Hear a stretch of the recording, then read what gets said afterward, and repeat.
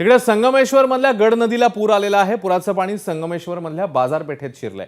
पावसाचा जोर कायम आहे आणि त्यामुळे परिसरातली शेती देखील पाण्याखाली गेली आहे। संगमेश्वर मधनं बातमी येते पुराचं पाणी हे बाजारपेठेत शिरलंय, त्यामुळे नागरिकांना पुन्हा एकदा त्रासाला सामोरं जावं लागतंय। आता मी आहे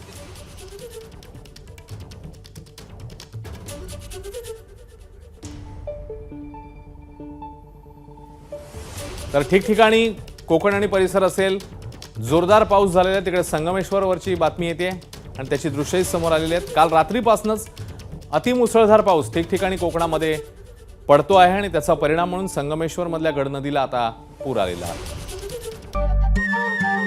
नमस्कार। मन सुद्धा तुझं ही वेगळ्याच प्रकारची मालिका तुम्हा सगळ्यांना खूप आवडली होती। याचा दुसरा सीझन कधी येणार अशी विचारणा झाली। प्रतीक्षा संपली आहे मित्रांनो। येतोय मन सुद्धा तुझाचा दुसरा सीझन। होई मन सुद्ध